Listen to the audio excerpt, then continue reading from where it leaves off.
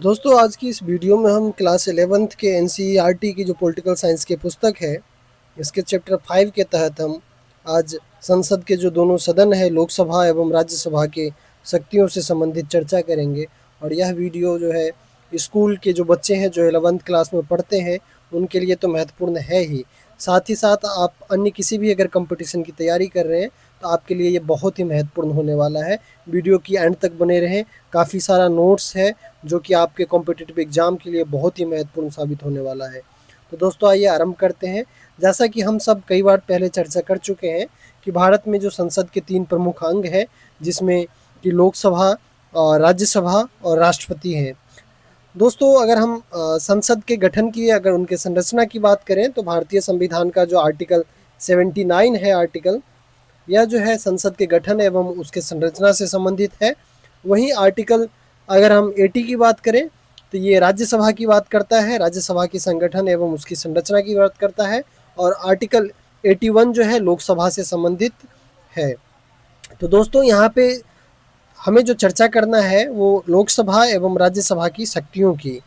दोस्तों पहला जो पॉइंट है कि लोकसभा की अगर हम शक्ति की बात करें तो संघ सूची और समवर्ती सूची के विषय पर कानून बनाती है, धन विधेयकों और सामान्य विधेयकों को प्रस्तुत और पारित करती है। दोस्तों यहाँ पे 2-3 वर्ड है जिसके ऊपर में हम खास तौर पे ध्यान देंगे। यहाँ पे समवर्ती सूची की बात की गई है और संघ सूची की बात की गई है।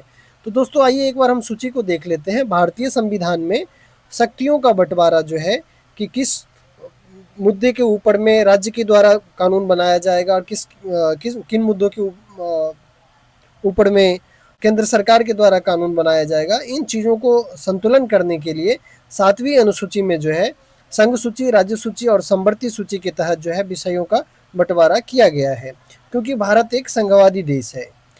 दोस्तों संघ सूची में वर्तमान समय में कुल 100 सब्जेक्ट है और राज्य सूची में कुल 61 है और समवर्ती सूची के तहत जो है 52 सब्जेक्ट है। यानी कि इन विषयों पे जिनके अंतर्गत जो मामले आते हैं उनके ऊपर में इनके द्वारा जो है कानून बनाया जा सकता है। तो वह यहाँ पे हम संसद की बात कर रहे हैं तो संसद संघ सूची और समवर्ती सूची के ऊपर में कानून बनाती है जो इनके क्षेत्राधिकार के अंतर्गत है। और साथ ही साथ कभी अगर राज्यसभा के द्वारा अगर ऐसा प्रावधान किया जाता है कि आर्टिकल 249 में देखेंगे कि जो राज्यसभा यदि किसी विषय को राष्ट्रीय महत्व घोषित का विषय अगर घोषित करता है राष्ट्रीय महत्व का, तो इन मुद्दों पे जो है संसद के द्वारा कानून बनाया जा सकता है। तो यहाँ पे हम बात करते हैं अब एक धन विधेयक की। धन विधेयक की अगर हम बात करें तो धन विधेयक और सामान्य विधेयकों प्रस्तुत एवं पारित जो है ये लोकसभा के द्वारा किया जाता है, क्योंकि ऐसा प्रावधान है कि धन विधेयक जो है सर्वप्रथम जो है लोकसभा में ही पेश किया जा सकता है। तो दोस्तों लोकसभा की जब हम विशेष शक्ति की बात करेंगे तब धन विधेयक के बारे में हम विस्तार पूर्वक चर्चा करेंगे। वैसे यहाँ पे भी आप कुछ पॉइंट के माध्यम से देख सकते हैं कि भारतीय संविधान के अनुच्छेद 110 के अनुसार जो है धन विधेयक जो मनी बिल है एक विशेष कानून है जो केवल कर लगाने यानी कि टैक्स लगाने के लिए, हटाने के लिए टैक्स को, और सरकार के द्वारा कर्ज लेने और देश के संपत्ति जो संचित निधि है से धन को निकालने के लिए या फिर जमा करने जैसे विषयों से संबंधित होता है धन विधेयक, जिसका प्रावधान जो है भारतीय संविधान के आर्टिकल 110 में है। दोस्तों तो धन विधेयक जो है सिर्फ लोकसभा में पेश किया जाता है और इसका प्रावधान भारतीय संविधान के आर्टिकल 10 में है कि कौन सा विधेयक धन विधेयक है, इसकी परिभाषा दी गई है। और लोकसभा में जो है इसे आर्टिकल 109 के तहत जो है रखा जाता है। दोस्तों जो नेक्स्ट जो लोकसभा की शक्तियां हैं कि कर प्रस्तावों, बजट और वार्षिक वित्तीय जो वक्तव्य है यानी कि बजट जो पेश किया जाता है इनकी स्वीकृति जो है लोकसभा के द्वारा दी जाती है। वार्षिक बजट की अगर हम बात करें तो ये भारतीय संविधान के अनुच्छेद जो है 112 में इसकी चर्चा है। तो दोस्तों इसके बाद में नेक्स्ट है कि लोकसभा का जो महत्वपूर्ण शक्ति है कि लोकसभा की जो सदस्य होते हैं, जो कार्यपालिका है उसको नियंत्रण करने का कार्य भी लोकसभा के द्वारा किया जाता है। और यह किस प्रकार से होता है तो उनसे प्रश्न पूछ करके, पूरक प्रश्न पूछ करके और साथ ही साथ प्रस्ताव ला करके, जिसमें कि अविश्वास प्रस्ताव हो गया, जिससे कि कार्यपालिका को नियंत्रण किया जाता है इन मामलों पे। और मान लीजिए कि अविश्वास प्रस्ताव अगर पारित हो जाता है तो यहाँ पे मंत्रिपरिषद जो है विघटित हो जाती है। नेक्स्ट जो है इनका अधिकार कि संविधान में संशोधन करने का अधिकार है, जिसका प्रावधान भारतीय संविधान के अनुच्छेद 368 में किया गया है। वहीं पे अगर हम आपातकाल की घोषणा की स्वीकृति को लेकर के अगर हम देखें, जो संसद के द्वारा स्वीकृति दी जाती है, पहले 1952 में जब 1975 में जब आपातकाल की घोषणा हुई थी, तो इससे पहले इस प्रकार का प्रावधान नहीं था कि संसद के द्वारा इसकी स्वीकृति दी जाएगी। परंतु वर्तमान समय में ऐसा है कि राष्ट्रपति के द्वारा आपातकाल की घोषणा करने के बाद में अलग अलग प्रकार के जो आपातकाल हैं उन सभी मामलों में संसद की द्वारा जो है स्वीकृति मंजूरी प्रदान करने की एक निश्चित कालावधि है। तो देश में 3 प्रकार के मुख्य रूप से संविधान में जो है आपातकाल की चर्चा की गई है। आर्टिकल 52 में जो है राष्ट्रीय आपातकाल, आर्टिकल 65 में जो है राष्ट्रपति शासन राज्यों में, और वित्तीय आपातकाल का प्रावधान जो है आर्टिकल 360 में है।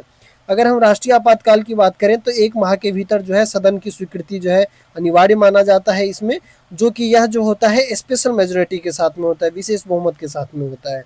वहीं राष्ट्रपति शासन अगर हम बात करें राज्य में, जो कि आर्टिकल 356 के तहत लगाया जाता है, इसके घोषणा के 2 माह के भीतर जो है संसद की मंजूरी आवश्यक होता है और इसे अधिकतम जो है 3 वर्ष के लिए बढ़ाया जा सकता है 6-6 महीने करके 3 वर्ष के लिए।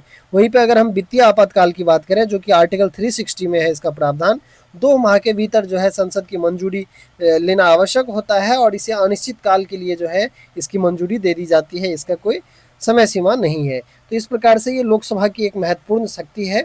इसके बाद में दोस्तों राष्ट्रपति और उपराष्ट्रपति का चुनाव कराती है लोकसभा, तथा उन्हें और सर्वोच्च न्यायालय तथा उच्च न्यायालय के न्यायाधीशों को पद से हटा भी सकती है महाभियोग के माध्यम से।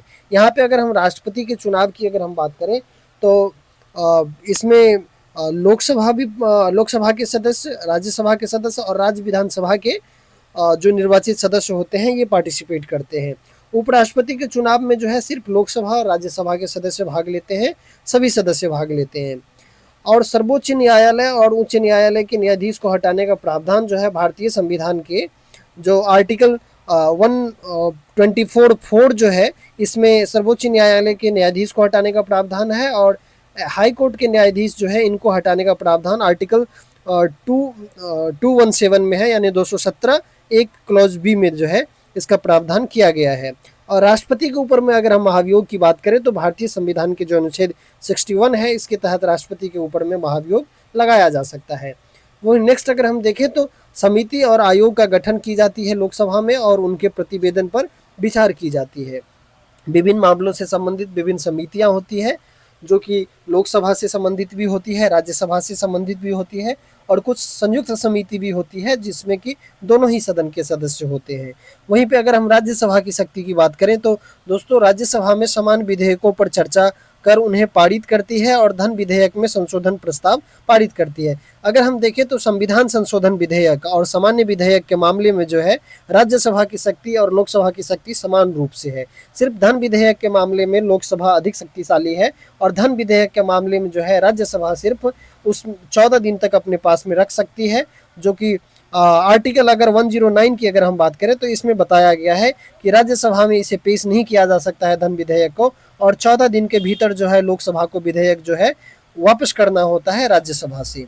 नेक्स्ट है संवैधानिक संशोधन को पारित करती है, जैसे कि आर्टिकल 368 में हमने देखा कि संशोधन का प्रावधान है, संविधान में किस प्रकार से संशोधन किया जाएगा इसका प्रावधान है। तो इसमें जो हम देखें संविधान में संशोधन को लेकर के लोकसभा और राज्यसभा की जो शक्ति है दोनों की शक्ति समान है।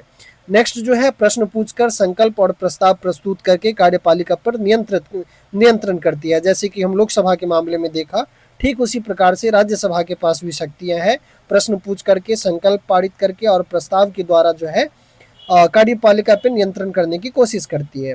इसके बाद में हम राष्ट्रपति और उपराष्ट्रपति के चुनाव की अगर हम बात करें तो राष्ट्रपति और उपराष्ट्रपति का चुनाव में भागीदारी करती है राज्यसभा, तथा उन्हें और सर्वोच्च न्यायालय उच्च न्यायालय के न्यायाधीशों को पद से हटा भी सकती है, जो कि यहाँ पे आर्टिकल मेंशन कर दिया गया है, आप देख सकते हैं यहाँ पे आर्टिकल मेंशन किया गया है। और राष्ट्रपति के चुनाव से संबंधित भी मैंने बता दिया था कि कौन कौन पार्टिसिपेट करते हैं, और उपराष्ट्रपति का भी बता दिया था। तो राज्यसभा भी इसमें पार्टिसिपेट करता है, साथ ही साथ न्यायाधीश को हटाने से संबंधित जो प्रावधान है इसमें भी राज्यसभा की महत्वपूर्ण भूमिका होती है। यहाँ पे एक महत्वपूर्ण चीज़ें हैं जो कई बार प्रश्न पूछ लिया जाता है और लोग कंफ्यूज हो जाते हैं, कि उपराष्ट्रपति को हटाने का जो प्रावधान है वो केवल राज्यसभा में ही लाया जा सकता है, परंतु राष्ट्रपति के ऊपर में महाभियोग जो है, उनका प्रस्ताव जो है महाभियोग का, वो किसी भी सदन में लाया जा सकता है। और महाभियोग का जो प्रावधान है वो आर्टिकल 61 में किया गया है। जो नेक्स्ट महत्वपूर्ण जो मुद्दा है वो यह है कि यह संसद को राज्य सूची के विषय पर कानून बनाने का अधिकार देती है। ये बहुत ही है एक्सेप्शनल होता है, ये बहुत ही महत्वपूर्ण आर्टिकल है। इसे याद रखेंगे कि आर्टिकल 249 जो है, इसके तहत यदि राज्यसभा किसी भी विषय को अगर राष्ट्रीय महत्व के विषय के रूप में घोषित कर दे तो इसके ऊपर में लोकसभा के द्वारा और संसद के द्वारा जो है कानून बनाया जा सकता है, यानी कि राज्य सूची का विषय होगा और उसके ऊपर में संसद के द्वारा कानून बनाया जाएगा। और एक चीज़ और भी याद रखेंगे कि जब कभी भी अगर किसी विषय को लेकर के मतभेद होता है कानून बनाने को लेकर के, तो हमेशा जो संसद के द्वारा जो कानून बनाया गया होता है उसको ही वरीयता दिया जाता है। अगर जिन सूचियों की हमने बात की, इन सूची में जो सब्जेक्ट है इसको लेकर के अगर किसी भी विषय को लेकर के अगर मतभेद होता है, अगर डिस्प्यूट हो कि इसके ऊपर में राज्य सरकार कानून बना सकती है या सिर्फ केंद्र सरकार बना सकती है, तो ऐसे मामले में जो है केंद्र सरकार का ही कानून जो है सही माना जाता है। दोस्तों, मुझे उम्मीद है कि आपको ये वीडियो पसंद आया होगा। अगर आपको ये वीडियो पसंद आया हो तो कृपया चैनल को सब्सक्राइब करें और वीडियो को लाइक करें। और नेक्स्ट वीडियो हम राज्यसभा की और लोकसभा की जो विशेष शक्तियां हैं, इन शक्तियों से इतर कुछ ऐसी शक्तियां हैं जो सिर्फ लोकसभा के पास में है और कुछ ऐसी शक्तियां हैं जो सिर्फ राज्यसभा के पास में है, इस चीज़ के बारे में हम चर्चा करेंगे। मुझे उम्मीद है कि आपको वीडियो पसंद आया होगा। धन्यवाद।